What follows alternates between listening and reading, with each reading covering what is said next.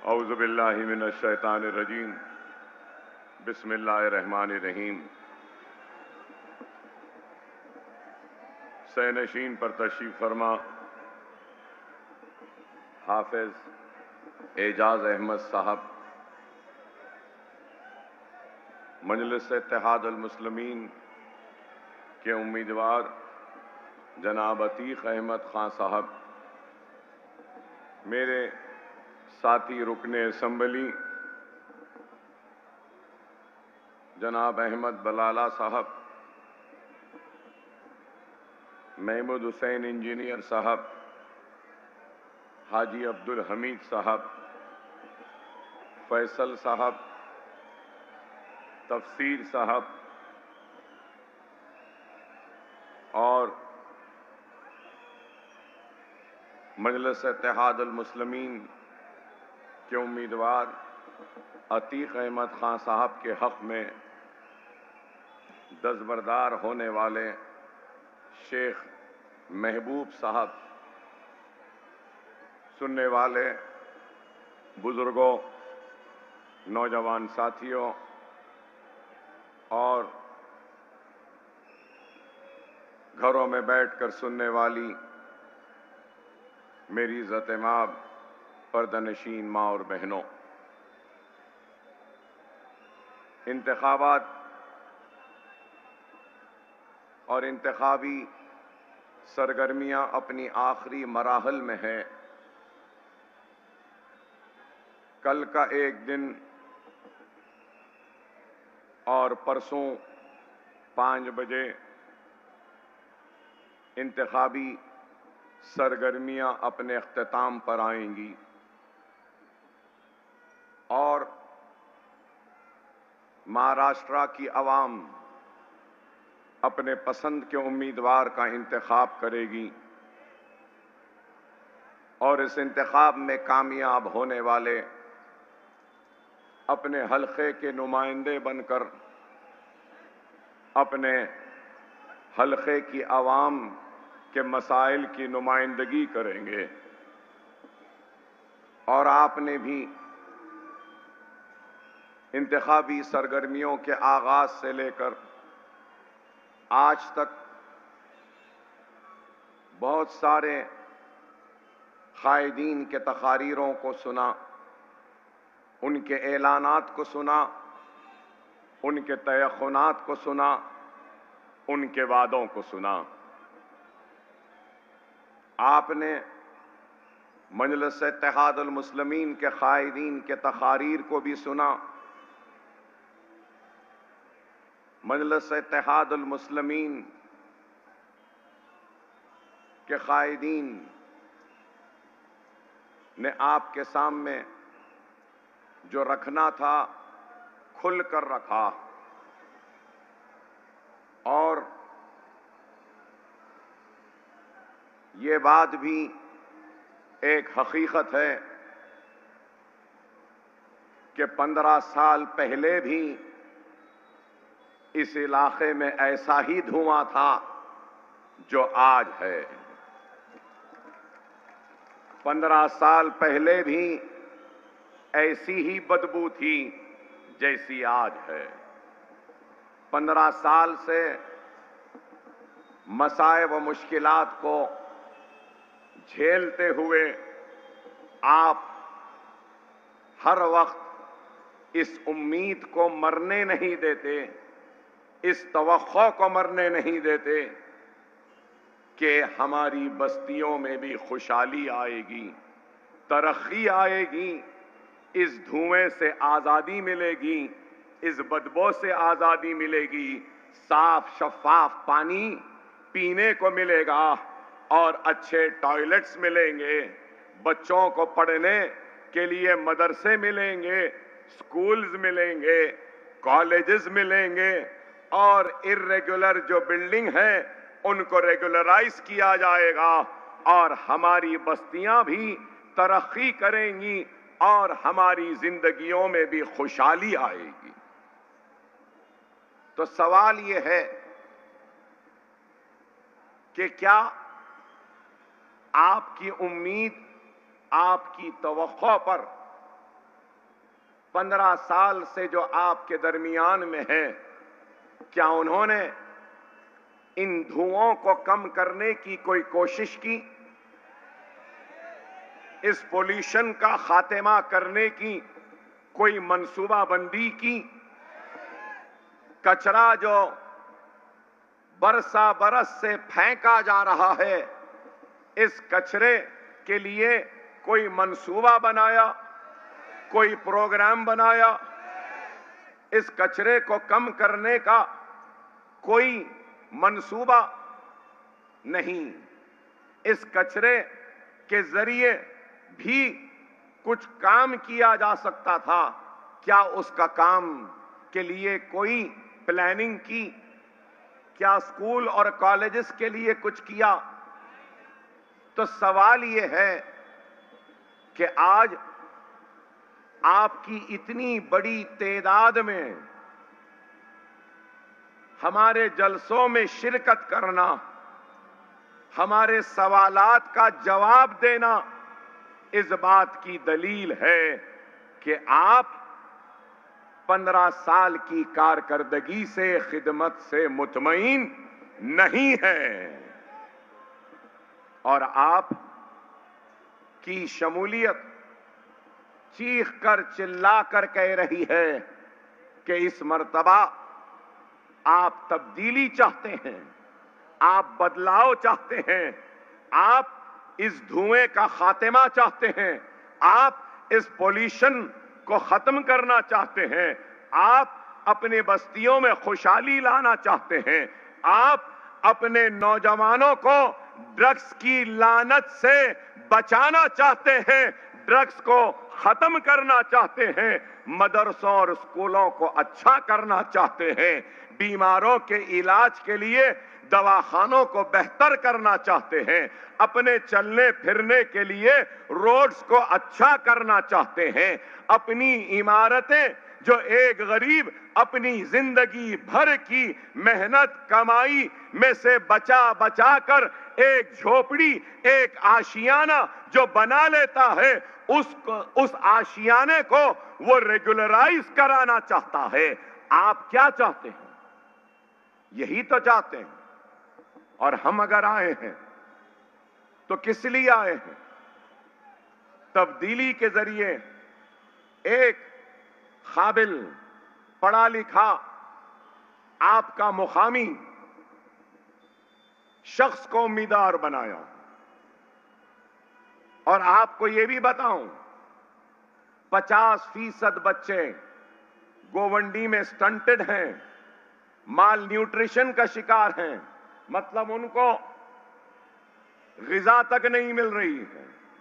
हद तो ये हो गई कि रहने को घर नहीं, सांस लेने के लिए ताजी हवा नहीं, खाने के लिए अनाज नहीं, और जब जरूरत के लिए जाना चाहता हूं तो जरूरत के लिए टॉयलेट्स भी दस्तयाब नहीं। इससे बदतर हालात क्या हो सकते हैं? इतने बदतरीन हालात में मैं एक नहीं, 1000 नहीं, एक कौड़ नहीं, हजारों कौड़ों लाखों कौड़ों सलाम करता हूं आपके सब्र को, आपके जज्बे को, कि इतने मसाइल फिर भी आप हैं। यहां गोवंडी में रिसर्च करने वालों ने रिसर्च किया और कहा कि यहां पर एक इंसान 40 बरस भी जिंदा नहीं रह सकता। अब आपके उम्मीदवार, आपके एमएलए साहब 70 बरस के हैं। काश के 15 बरस मुसलसल आते तो रिसर्चर्स के सामने हम इनके लंग्स को भी रख देते और बताते कि जरा देखो इनके लंग्स का क्या हाल है। 70 बरस की उम्र तक पहुंचना, यहां रहने वाला 40 बरस भी जिंदा नहीं रह सकता। फेफड़े खराब हो जाते हैं पोल्यूशन से, धुएं से की गंदी फिजा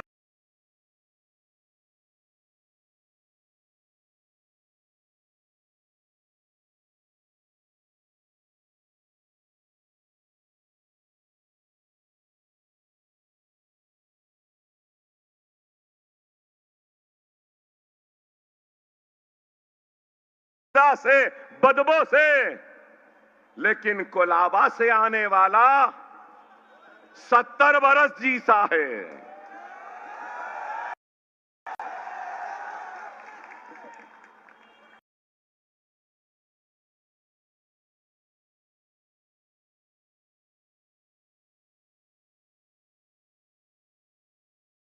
अब इनको अब हमारे ऊपर मुसल्लत ना करो।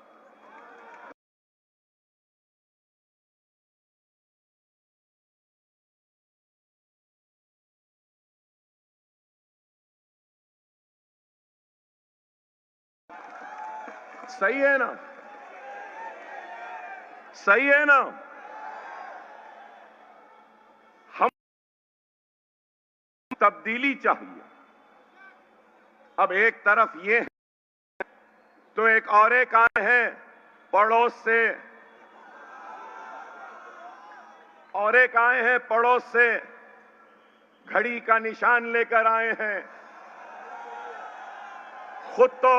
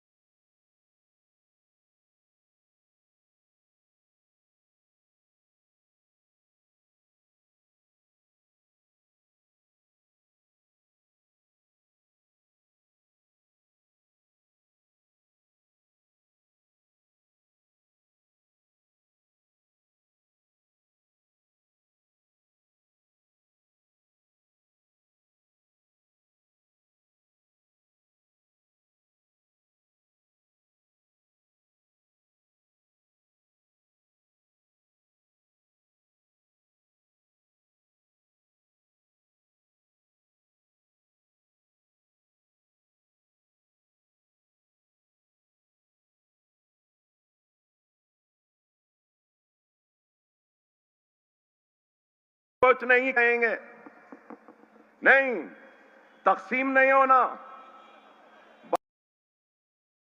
और अगर 1, 2, 3 में बटेंगे तो वो जीत जाएंगे।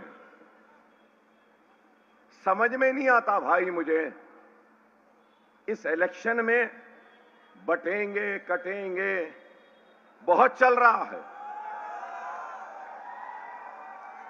मुझे समझ में नहीं आता है कि कौन बांट रहा है, कौन बट रहा है, कौन काट रहा है, कौन कट रहा है, ये नहीं बोलते। अरे मेरे भाई, अगर किसी के दिल में, किसी के जहन में अगर ये सवाल है कि अगर तकसीम होगी तो कोई और आ जाएगा, तो उन सबसे कह रहा हूं, तकसीम न करें, पतंग के निशान पर बटन दबाएं, मजलिस को कामयाब करें और अपने उम्मीदवार को भेज दें। 1 नहीं, 2 नहीं, 3 मर्तबा आपने मौका दिया ना, दिया ना। वीडियो चलाए, 10 साल पहले अकबर साहब ऐसा बोले, देखो बोल रहे हैं। हां, 10 साल पहले जो बोला वो जब सही था, अब जो कह रहा हूं आज के हिसाब से ये सही है।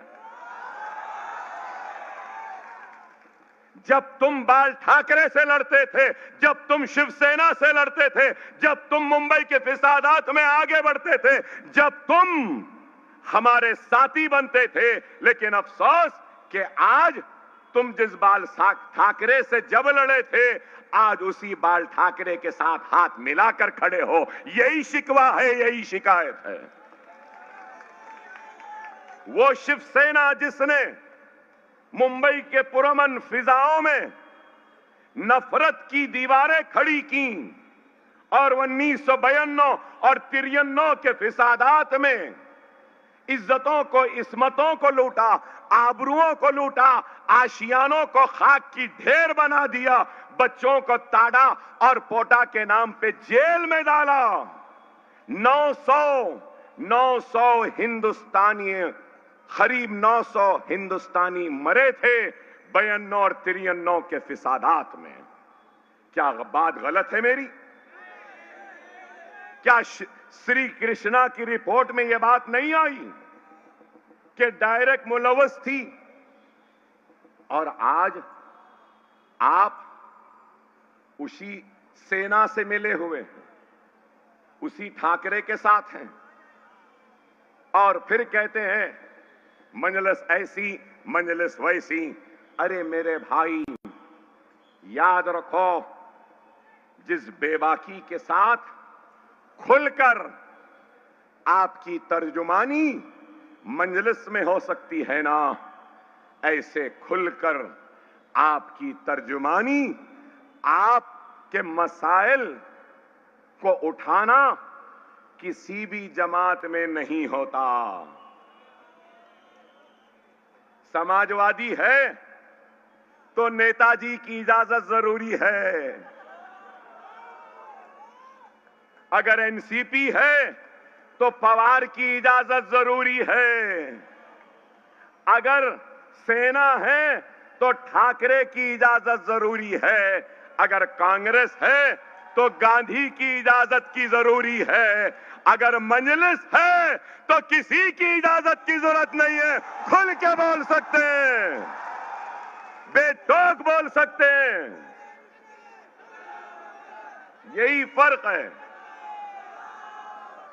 खुदारा समझो, समझो मेरे भाई, आज हिंदुस्तान में हर किसी की आवाज है। रेड्डी की आवाज है, राव की आवाज है, वेलमा की आवाज है, कापू की आवाज है, कम्मा की आवाज है, लिंगयात की आवाज है, यादवों की आवाज है। यहां पर हर किसी की आवाज है। वीर सावरकर की आवाज है तो गोलवारकर की आइडियोलॉजी और सोच की आवाज है, तो फिर श्यामा प्रसाद मुखर्जी की सोच की आवाज है, तो कार्ल मार्क्स, मार्क्सिज्म और जो कम्युनिस्ट होते हैं उनकी आवाज है। अरे इस सियासी शोरगुल में अगर किसी की आवाज नहीं तो आपकी और मेरी, हमारी आवाज नहीं।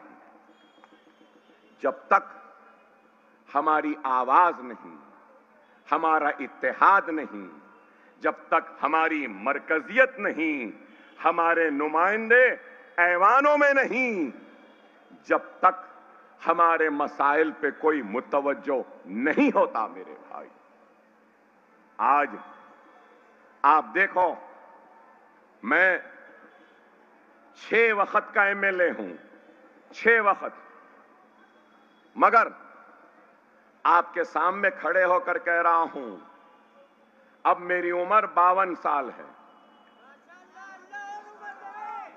52 है, 70 से पहले मैं भी छोड़ दूंगा भाई। मैं 70 में आया, चलना नहीं आ रहा, ठसके ले रहा हूं, हौले शौले बातें कर रहा हूं, उस नौबत तक नहीं आऊंगा। मैं हट जाऊंगा और एक काबिल, जोशमंद, होशमंद, संजीदा, मिल्लत का दर्द रखने वाले नौजवान को अपने कुर्सी पे बिठाकर मिल्लत की भागोदौड़ उसके हाथ में देकर जाऊंगा। ये है, ये सोच होनी चाहिए, ये फिक्र होनी चाहिए। हर एक को जाना है, लेकिन जाने से पहले सबसे बड़ी जिम्मेदारी होती है कि महफूज हाथों की तलाश, नेक और इखलास से भरे जज्बे की तलाश, नेक नियती शख्स की तलाश, सबको साथ लेके चलने वाले की तलाश, दरगुजर कर कर चलने वाले की तलाश, गरीब के दर्द को अपना दर्द समझने वाले की तलाश, और गरीबों के लिए जीने व मरने का जज्बा रखने वाले की तलाश ये रहती है। लेकिन आज इख्तिदार का इतना हवस, इतनी ख्वाहिश कि पैर खबरों में है, उम्र ऐसी जगह पर पहुंच गई कि ना मालूम कि कब अल्लाह से बुलावा आ जाए, लेकिन मरते मरते भी कुर्सी पे बैठना चाहते हैं, मरते मरते भी कुर्सी को छोड़ना नहीं चाहते। मैं वैसा नहीं हूं, मैं वैसा नहीं हूं। हार और जीत अल्लाह के हाथ है।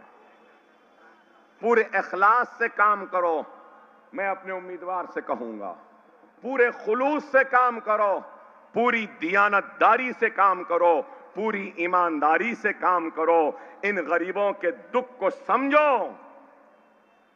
लोगों ने इन गरीबों को हसीन ख्वाब दिखाए, हथेली में जन्नत दिखाए।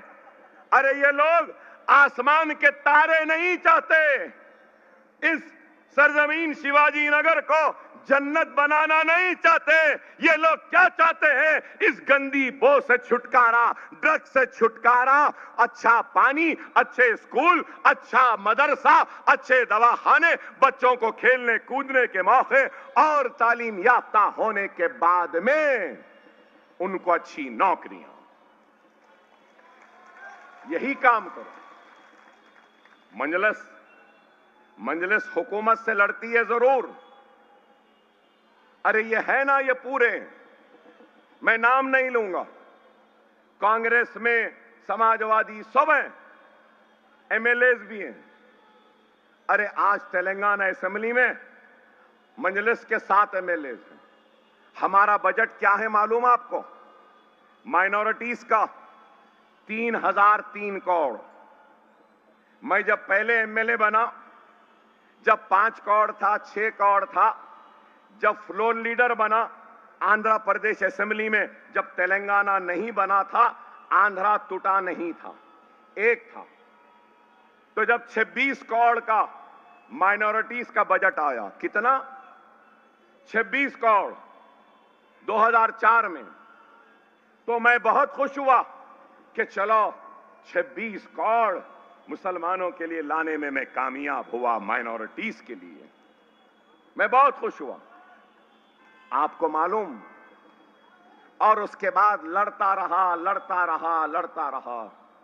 मैं कहना चाहता हूं हमारे उम्मीदवार को, हमारे पास प्री मैट्रिक स्कॉलरशिप थी 2004 में 50 रुपये, 100 रुपये, 200 रुपये, प्री मैट्रिक, पोस्ट मैट्रिक और प्रोफेशनल कोर्स की 50, 100, 200। मैं असेंबली में ठहर कर लड़ने के बाद में सैचुरेशन तक, सैचुरेशन मतलब जितने भी दरखास्तें आएंगी उन सबको स्कॉलरशिप मिलेगी, pre matric, post matric, professional scholarship भी। जितनी एससी को, एसटी को, बीसी को, उतनी ही स्कॉलरशिप मुसलमान बच्चों को हमारे रियासत में। और आज मालूम आपको, आज आंध्रा अलग हो गया, तेलंगाना बन गया, मगर जो हमारी लड़ाई थी ना, हमारा डर, हमारा खौफ इतना है कि आंध्रा में मालूम है कि अगर अक़लियतों के साथ, मुसलमानों के साथ नाइंसाफी होगी तो मंजलिस है, अकबर ओवैसी है, ये लोग आ जाएंगे और गड़बड़ करेंगे। इसलिए आपको सुनकर हैरत होगी कि आंध्रा में माइनॉरिटीज का बजट कितना है मालूम?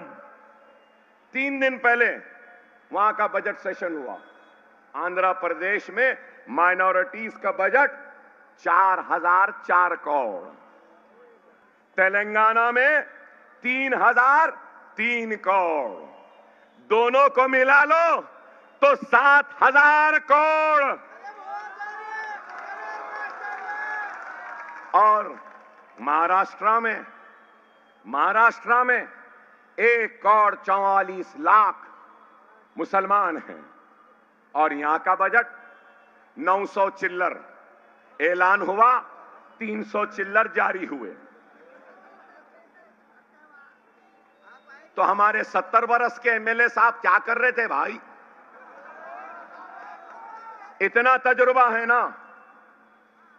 हमारे पास बच्चों को कितनी स्कॉलरशिप मिली मालूम? 10 साल में 28 लाख मुसलमान बच्चों को स्कॉलरशिप मिली है। डॉक्टर बनना है, नीट निकाल लो, काउंसलिंग में चले जाओ, अलॉटमेंट लेटर लेके चले जाओ, हुकूमत फीस भेजती है, 5 बरस तक डॉक्टर बन के निकल जाते हैं। इंजीनियर बनना है तो वही, एमबीए बनना है तो वही, एमसीए बनना है तो वही, सबके लिए है। क्या यहां है?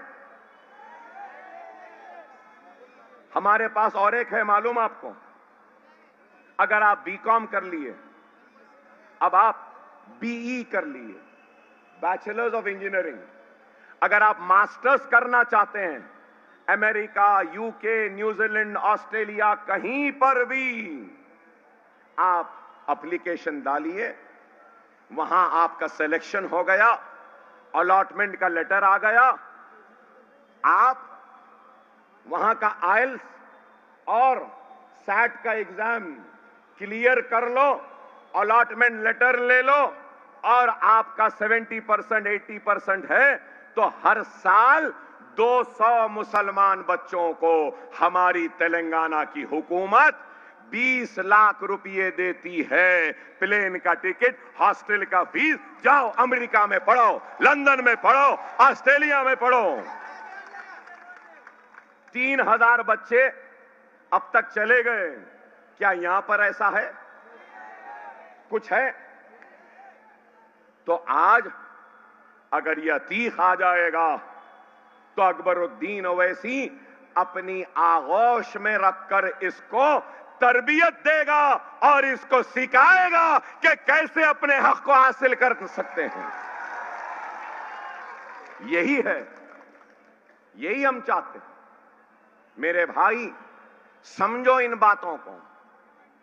जबानी जमा खर्च, अभी जैसे मैं माफी चाहता हूं, हमारे भाई जो मुझसे पहले मेरे नाम का ऐलान कर रहे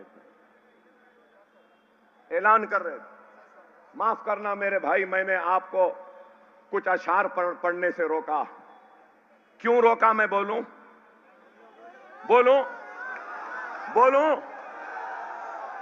गोवंडी की आवाम 15 बरस से 2 चीजों से बेजार हो गई है, एक मुशायरों से और दूसरा खस्मों से।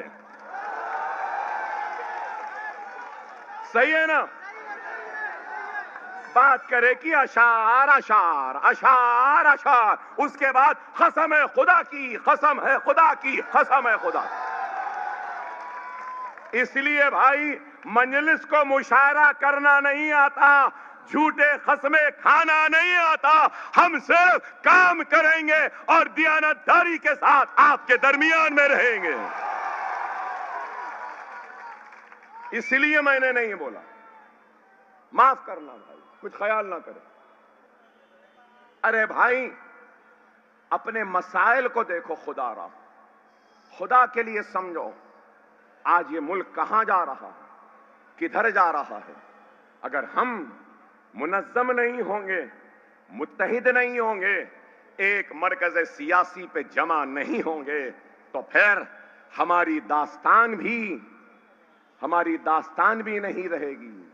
याद रख लो, आज पूरे तैयारी के साथ, सरोसामानी के साथ आज आ रहे हैं लोग, हमको कमजोर करने के मंसूबों को लेकर, इरादों को लेकर, साजिशों को लेकर। खुदारा समझो वो लोग जो कभी नारा देते थे, सबका साथ, सबका विकास, सबका विश्वास। आज बताओ, इनके पास न सबका साथ रहा, न सबका विश्वास रहा, न सबके विकास की इनके पास कोई प्रोग्राम है, कोई मंसूबे हैं।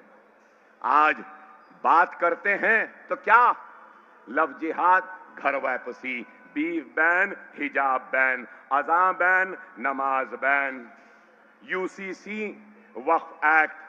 अरे भाई याद रखो, कोई हमारा नहीं है। अरे यहां बुजुर्ग बैठे हैं, जानते होंगे कि इंदिरा गांधी ने 1 नहीं, 2 नहीं, 3 नहीं, 4 कानून लाए थे और उन कानून की वजह से सबसे ज्यादा महरूम होने वाले कोई और नहीं, मुसलमान थे। कौन सा कानून? जागीर एबॉलिशन एक्ट, इनाम abolition act, urban land ceiling act, agricultural land ceiling act. इनाम, जागीर abolition, agricultural ceiling act, urban ceiling act. ये एक्ट क्यों लाया गया था? क्यों लाया गया था? कि बड़े बड़े जमींदारों से जमीन ले लो और गरीब को तकसीम करो। सबसे ज्यादा आपको सुन के हैरत होगी कि हैदराबाद में, तेलंगाना और आंध्र प्रदेश में 11.5 लाख एकड़ मुसलमानों की इनाम और जागीर एबॉलिशन में गई, अर्बन लैंड सीलिंग और एग्रीकल्चरल लैंड सीलिंग में गई थी। क्या सही नहीं है मेरी बात? सही है या नहीं?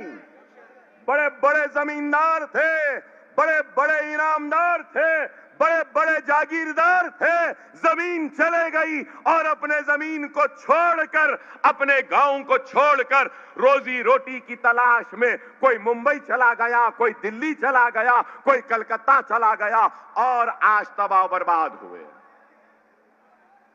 बची कुची जमीन वक्फ की थी, वक्फ की थी, तो अब वक्फ की जमीन को हड़पने का काम शुरू हो गया।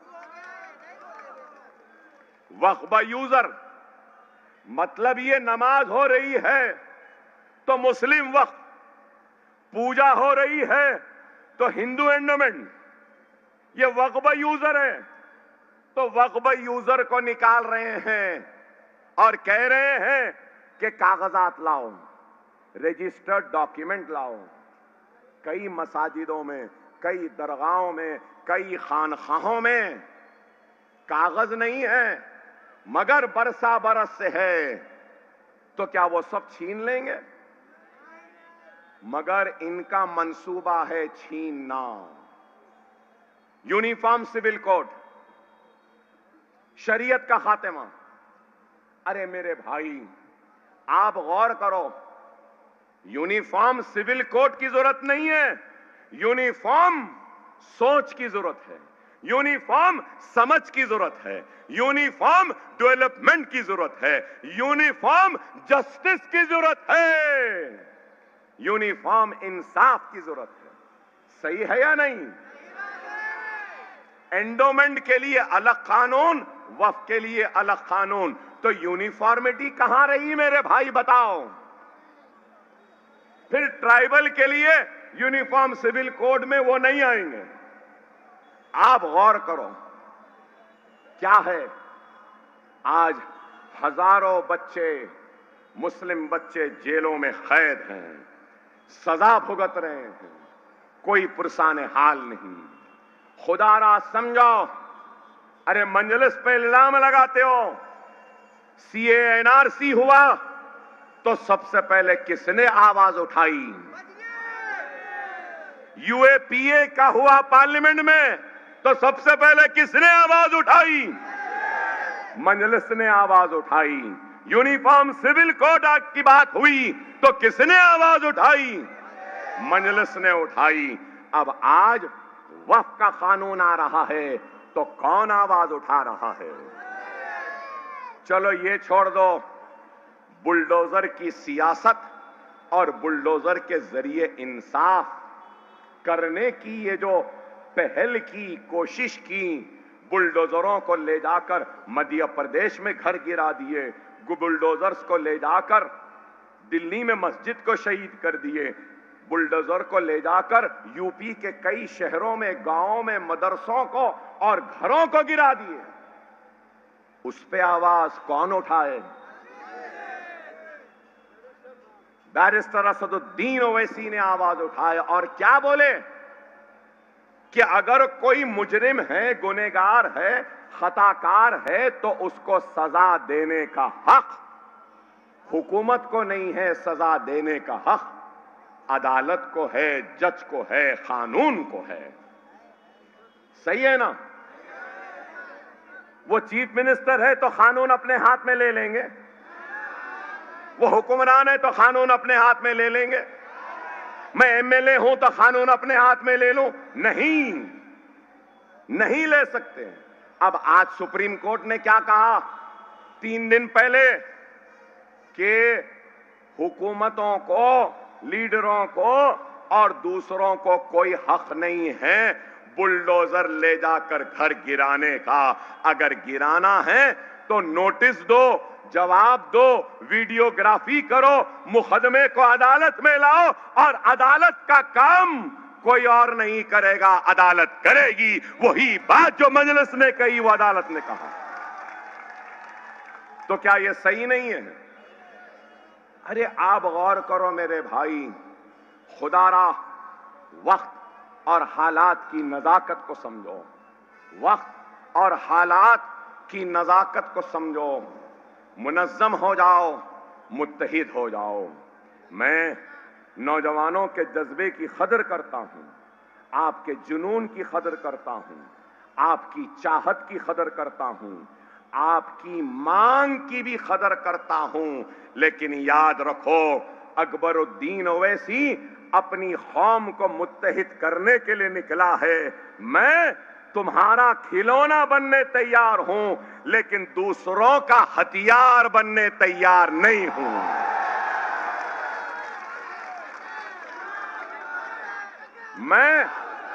मैं अपनी मुंतशिर कौम को मुत्तहिद करने निकला हूं, मेरी दुश्मन कौम को मुत्तहिद करने के लिए नहीं निकला हूं। समझो मेरी बात को। जज्बाती तकरीर करना और जज्बाती बातें करना, अल्फाज में बहा देना, ये बहुत छोटा काम है। मैं तो माहिर हूं और दुनिया जानती है अकबरुद्दीन ओवैसी जब बोलने लगता है तो मेरी आतिशनुमाई का कोई मुकाबला नहीं कर सकता। और मैं किसी से डरने व घबराने वाले का नाम अकबर ओवैसी नहीं है।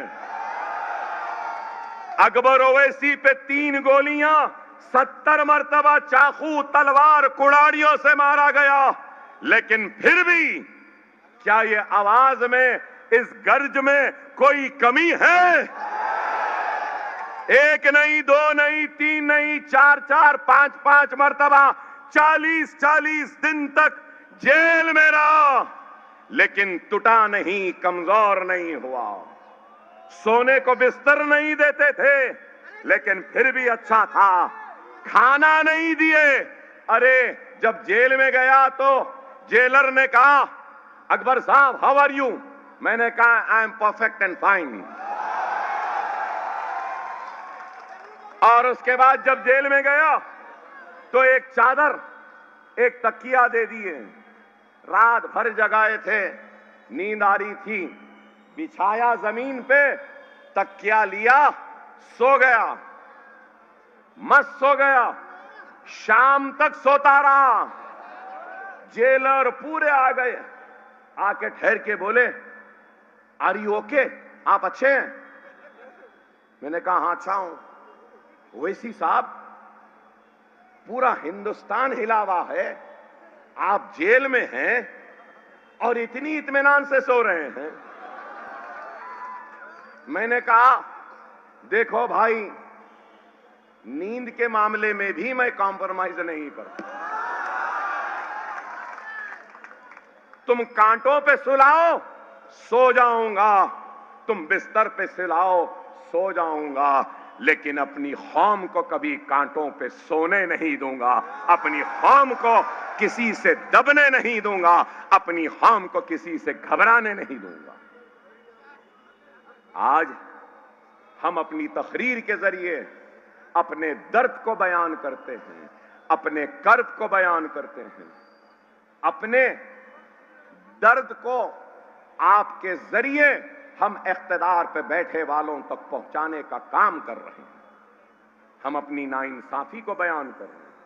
हम इंतखाबात के जरिए जमहूरियत को मजबूत कर रहे हैं और जमहूरियत को मजबूत करेंगे, दायरे दस्तूर में रहकर काम करेंगे, इसलिए कि ये मुल्क हिंदू का भी है, ये मुल्क मुसलमान का भी है, ये मुल्क ईसाई का भी है, ये मुल्क पारसी का भी है, ये मुल्क दलित का भी है, ये मुल्क बैकवर्ड क्लास का भी है, ये मुल्क उसका भी है जो भगवान को नहीं मानता, अल्लाह को नहीं मानता, गॉड को नहीं मानता। मैं अपनी तहरीर के जरिए अपने दर्द को बांट रहा हूं, तो उसके साथ साथ इस मन से अपील करता हूं हिंदुओं को, दलितों को, बैकवर्ड क्लास को, मराठों को, क्षत्रिया को, राजपूतों को, सबको अपील करता हूं इन मुसलमानों के साथ कि आप खुदा के लिए नफरतों की बात करने वालों के बातों में ना आओ, इस मुल्क को कमजोर होने न दो। हम सब एक हैं और जब तक हम एक हैं तो हम ताकतवर हैं, और कोई माने या ना माने, मगर मेरी नजरें, मेरी आंखें देख रही हैं कि हिंदुस्तान का हिंदू, मुसलमान, सिख, ईसाई, दलित, ओबीसी मिलकर इस मुल्क को बहुत जल्द सुपर पावर बनाएगा, अमेरिका से ज्यादा ताकतवर, चाइना से ज्यादा ताकतवर बनाएगा।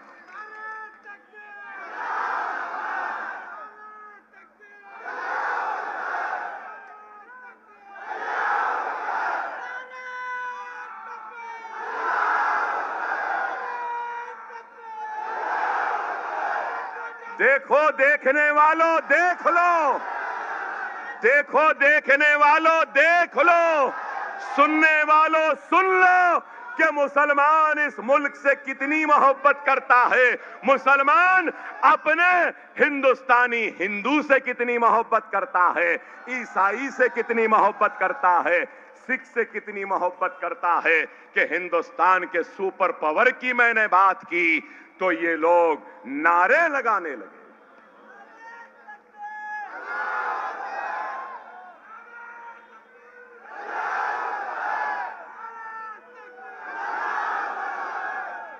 हिंदुस्तान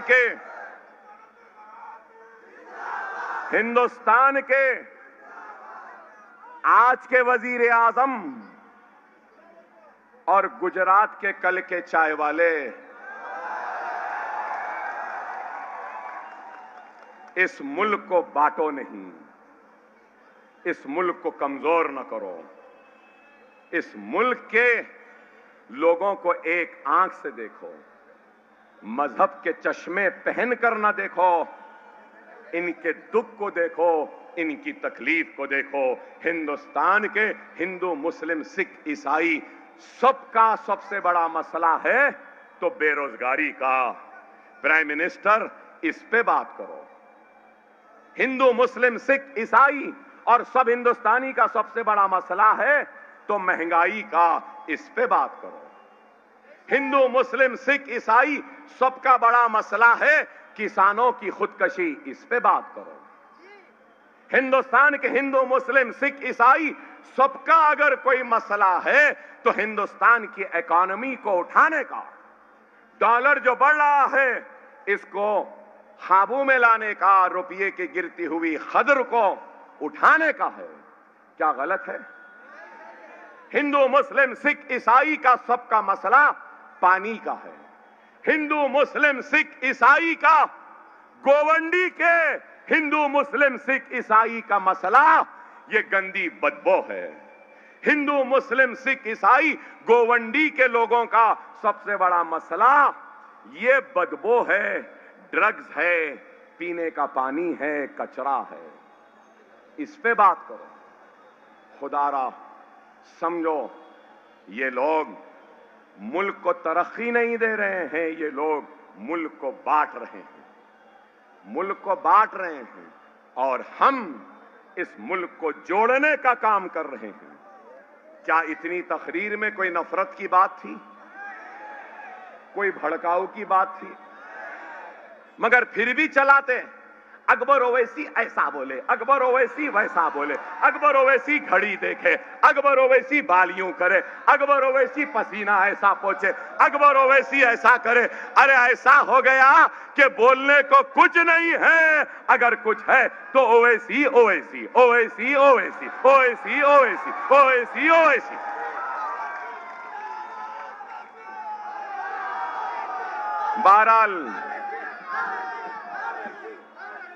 बहरहाल वक्त नाजुक है, लम्हों ने खता की थी, सदियों ने सजा पाई है। याद रख लो, अगर अब गलती करेंगे तो 15 साल जो बर्दाश्त करें ना, और 5 साल बर्दाश्त करना पड़ेगा। ना 70 वाले को, ना 70 के करीब वाले को। आपका वोट सिर्फ पतंग पतंग पतंग पतंग पतंग को रहेगा। नारे तकबीर, नारे तकबीर, नारे तकबीर। हिंदुस्तान, भारत, इंडिया, मजलिस-ए-इत्तेहादुल मुस्लिमीन, बैरिस्टर असदुद्दीन ओवैसी। 20 तारीख को पतंग रहेगी। वाखिर दावा अल्हम्दुलिल्लाहि रब्बिल आलमीन।